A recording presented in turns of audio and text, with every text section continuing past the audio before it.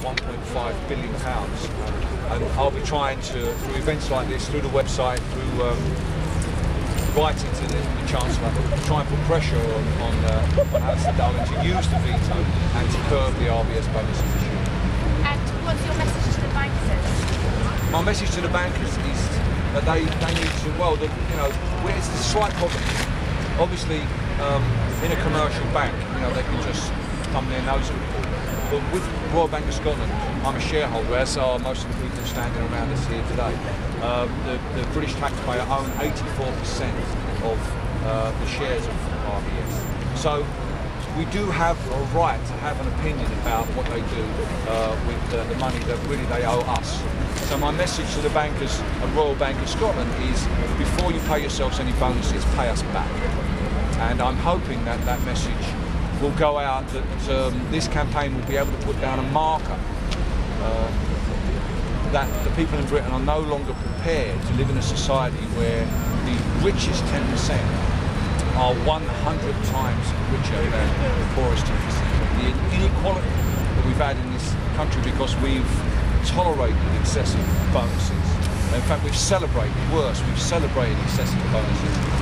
Our political leaders have smiled and said that they're excessively relaxed about people earning millions of pounds. Well, the majority of us are not relaxed about that. The majority of us would like those people to actually to pay their way in society, to pay in proportion to the wealth that they earn, and to show that they understand that, having been saved by the British taxpayer, that they have a responsibility to us to pay us back before they fill their boots.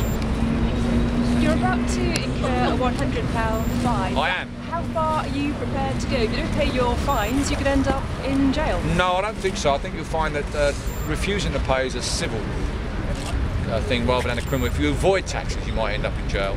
If you refuse to pay your taxes, they put you in the stocks over there just by and offer tourists to come along and throw eggs at you. No, I think, well, obviously what will happen is ultimately the bonuses will either be paid, or Alistair Darling will step in and limit them one way or the other. That'll be the end of the campaign. As a shareholder, how do you feel about the involvement of the Royal Bank of Scotland in the sale of Cadbury's? I was very disappointed that RBS was used to put that through. Again, it's a situation where the interests of the British people come second to the interests of international capital. I would like to see things the other way around. I would like us to consider the way the market works in this country in a way that works best for people. And I do, I am in favour of a mixed market economy. Someone's already accused me since I stepped down there of being a communist.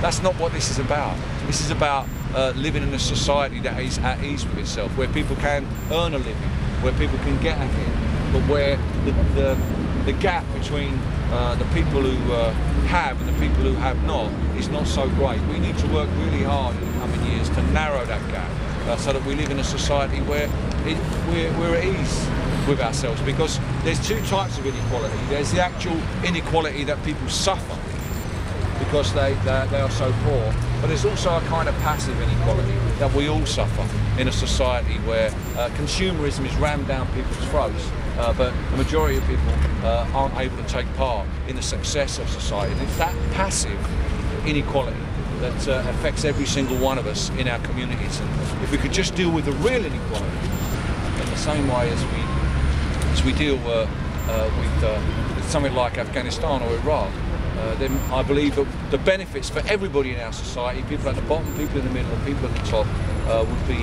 would be much, much greater. Who do you bank with? I bank with NatWest, part of the Royal Bank of Scotland.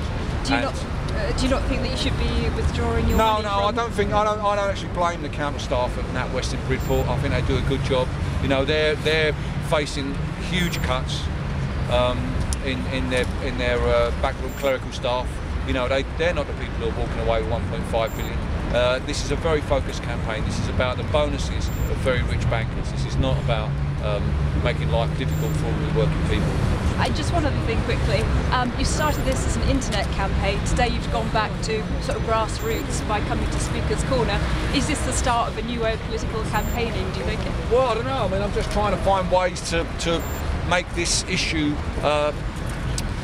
float up in the media. You know, I don't think there's enough attention in the media to this. I think the only people who ever talk about it are bankers and politicians.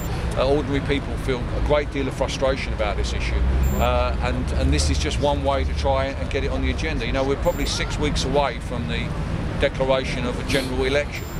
Will bankers' bonuses be an issue? Well, not if Gordon Brown has his way. I don't think it will, no. And not if Stephen Hester has his way. This will be swept under the carpet, and all we'll be talking about is cuts in public services. So I don't think that's the way we should be going. Now, if there was a politician out there who was offering to talk about this, I wouldn't have to do this. You know, I could be sitting at home now, you know, drinking a nice cup of coffee and reading the Sunday papers.